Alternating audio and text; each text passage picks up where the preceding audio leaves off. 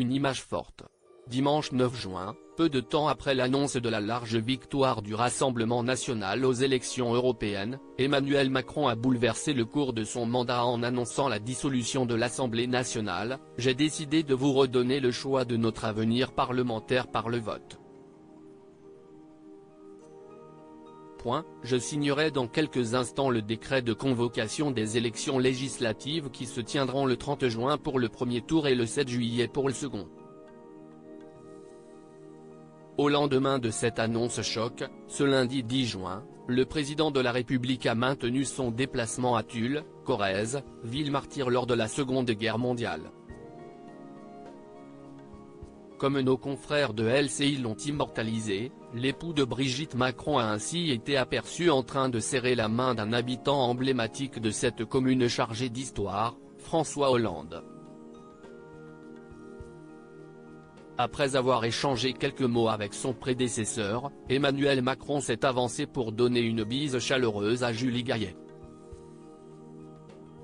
Selon nos confrères, la venue de François Hollande et de son épouse à ces commémorations ne serait pas anodine.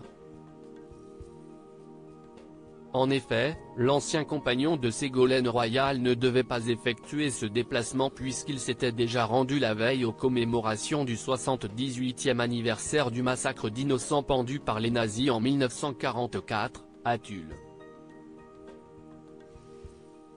LCI a ainsi suggéré que l'ancien locataire de l'Élysée aurait changé d'avis afin d'avoir un aparté, une conversation politique avec son successeur au sujet de la dissolution de l'Assemblée nationale. Supérieur à Bardella, Glucksmann, Aubry, qui sont les candidats aux élections européennes de 2024. Dissolution de l'Assemblée nationale, François Ruffin tape du poing sur la table. Si pour l'heure, Emmanuel Macron n'a toujours pas fait de commentaire au sujet de sa décision de dissoudre l'Assemblée nationale, ses opposants n'ont pas manqué de réagir en masse à cette annonce.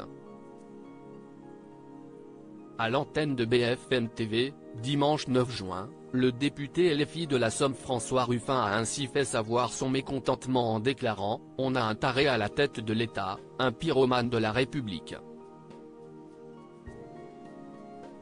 Et de développer ses propos au micro de Benjamin Duhamel, c'est un diagnostic clinique qui est maintenant posé depuis cette année.